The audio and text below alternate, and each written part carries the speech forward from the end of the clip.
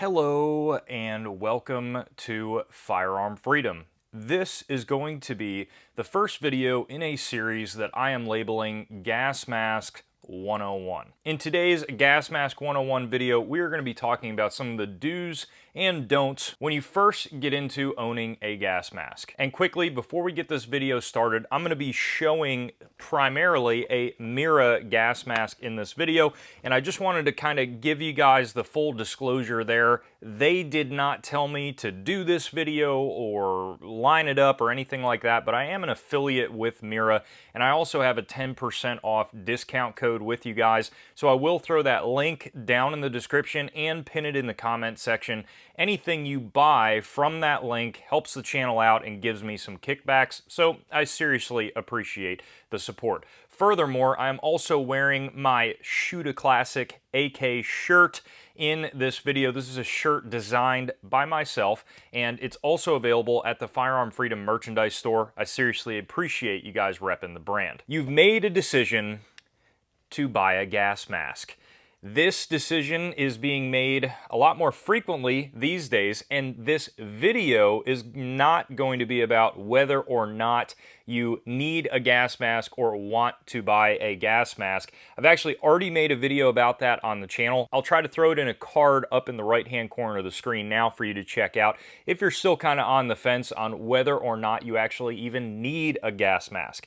In today's video, we are taking into account that you've already made that decision and now you want to go about buying a gas mask and owning a gas mask, and you're just kind of trying to figure out how to do it in the best way possible and trying not to make a bunch of mistakes like I did and many others probably did out there as well. I am not a CBRN expert. I did not do any sort of chemical training or anything like that at my job. I have a lot of experience nerding out on gas masks, and I've been buying, owning, and using gas masks now for a very long time, and I just find them fascinating, and I'm here today to share with you some of the information and pitfalls that I have picked up over the years. The first thing that you want to do when you are getting a gas mask or looking at buying one is figure out what you are preparing for. This is one of the most common pitfalls that I see with people buying gas masks. They think of movies and apocalyptic movies and all of this stuff,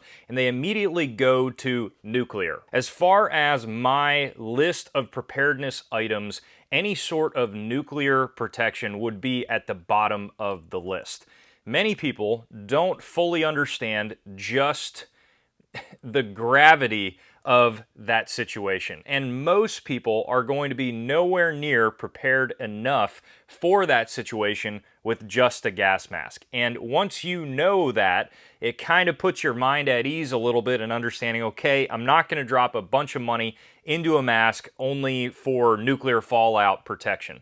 The reality of that situation is, yes, a CBRN filter and mask, or chemical, biological, radiological, and nuclear protection filter and mask could filter out those agents and make your breathing safe. The problem is you need a full CBRN suit to go into. You cannot just put this mask on and let ash from nuclear fallout fall onto your person, or radiation that is all over the area get onto your skin, your clothing, and things like that. So you need a full CBRN suit, and a lot of people say, okay, well, I'm going to grab the suit, but that's not all. You also have to have an area that you are going to go to that can be properly decontaminated from nuclear fallout, which most people don't have. You're going to need to clean everything off, decontaminate everything, and get into an area that is not contaminated with any sort of nuclear fallout or waste or ash coming down, and also do so for yourself and your entire family, and hope that you did not trudge through a bunch of radiation and other things on your way there.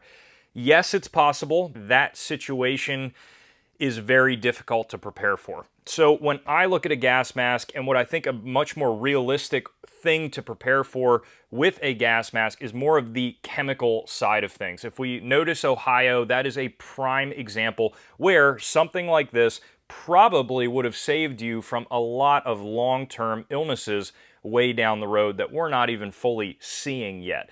We're seeing more and more weird chemical situations happen where a gas mask would seriously benefit you. And having the full CBRN protection, although not entirely needed with the nuclear and radiological protection, is still going to be more than enough protection that you would need to just protect your eyes and nose and mouth from those chemicals that are circulating in the air to get to an area where there is no longer chemicals to take the mask off. We can then talk about how to store a gas mask. Now, you guys will get the gas mask out of the packaging and it's going to look about like this, and it's also going to be in plastic generally. That plastic is great for long-term storage, but again, think about what you're preparing for. A lot of the time with a gas mask, you need that in an immediate situation. You don't generally have time to rip open the packaging, break the seal on the canisters, and get everything all tied up and ready to go. You want to keep your mask generally ready to don easily. And how you can do that is by taking your strap system and you're going to simply wrap it over the top of the mask, which can be a little bit interesting at first because everything likes to get kind of tangled up, but you're just going to keep working with it. And ultimately, what you're going to wind up having is this in the front. So once you get everything clear in the back, you have the harness that goes on your head right in front of the mask. And what this allows you to do with the filter on the mask and ready to go, you can grab this thing in a bad situation and just simply put it on your face, hold it on your face, and now, although your visibility is nothing, you can at least protect your breath and the oxygen that you're breathing a little bit longer for enough time for you to grab your harness and pull it back over your face and properly get a seal on the mask. So this is ideally how you want to store your gas mask. And this is the same thing that you'll see in military, law enforcement applications, anything where they could be donning a mask quickly. You want to store it in this position. Now, I know a lot of people are going to say, well, Joe, if I store the filter like this, isn't it slowly degrading over time? That is absolutely correct. The moment that you break the seal on a canister, it is slowly degrading over time. That's just something you got to deal with, and what I typically do, because normally how filters ship is in something like this, where they're completely sealed for long-term storage. I'll keep a lot of extra filters laying around the house in this packaging. Normally, you're going to get a little bit of time still out of this filter, even if it's been 10 years down the road, especially if you haven't used it. It's just been chilling out on the mask.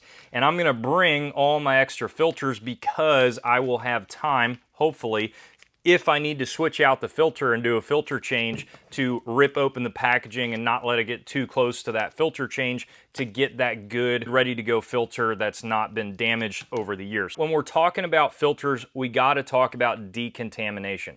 If you are in an environment, let's say it's a biological agent or it's a chemical agent or whatever else, if it's something that you don't want in your lungs, it's important to not reuse this filter. Once you take the mask off, the mask must be decontaminated on the outside and the filter must be properly disposed of, and a new filter must be taken out and applied to the mask. We can now talk about getting a seal. When you hear everyone say get a seal, check to make sure your mask is getting a seal, it's very important that when you put the mask on, you do a quick check to make sure that there is absolutely no air pulling through the mask where it should not be. For all you guys out there with a big beard and a bunch of facial hair, unfortunately, you're not going to be able to get a proper seal 90% of the time on a gas mask with any sort of facial hair. And even if you do get somewhat of a seal and you're in a very bad environment, a full CBRN environment, that is not going to fully protect you from a lot of those agents that are out there. So when you go to get a seal, you're going to put the mask on your face, pull the harness over the top of you, make sure that the mask is still tight on your face, pull the strap straight backwards. Typically, you want to just make sure that the mask is not lifting up as you are doing this. Make sure that none of your hair is up underneath the mask. Make sure it's completely clear. and that the rubber is touching your skin. So you can see there, I'm pulling up my hair, just making sure that all that is just touching nothing but my skin. I can now feel that there's resistance, that I'm breathing. I cannot feel any gap, but that's not fully testing the seal. You want to make sure that you put your hand over where you're pulling the air in from, and then once you put your hand over that, you're going to breathe in and you should feel resistance in the mask. You can see that when I try to do that, the mask pulls into my face and I am not getting any sort of air leaking or anything like that. That is the sign of a quick seal test. Now, that is not the only way and the foolproof way to check a seal. The only real foolproof way to fully check a seal is not like that. You use different sort of smelling agents and making sure that the mask properly fits your face. Usually in an emergency situation, you're not going to have time to do that, so checking the quick seal is a really nice, easy, fast way to make sure that you're not immediately breaking the seal and breathing in a lot of agents. On a lot of lower quality masks, you can use that test too to see, is this really actually working? On cheap masks before, I put my hand there, went to breathe in, and all of a sudden, I'm feeling a real small amount of air pull in a few different areas. That is not a good mask at all. I would not recommend using a mask that does that. Finally, we'll talk about CBRN gas masks versus regular respirators. Usually, what the full CBRN mask is going to be good for is anything out there. It's going to be able to resist blister agents, nuclear contamination, chemical contamination, biological contamination. It's going to be able to withstand all of those things. So usually a catch-all is to just make sure it's a CBRN gas mask to go with right out of the gate.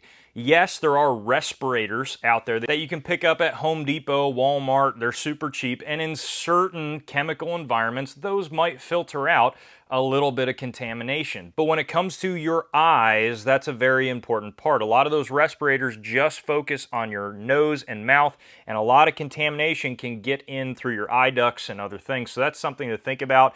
And again, if you're trying to just have that in a preparedness situation, yes, these are a little bigger, a little bulkier, but this is a little bit better insurance down the road to make sure you're protected against everything. That is going to wrap up this first video in the series of Gas Mask 101 here on my channel. If you have any other questions about gas masks or anything that we talked about in this video, throw them down below in the comment section and I absolutely will get back to you. While you're down there, head up to the description, check out the links to support the channel, and as always, stay tuned for more great videos coming soon.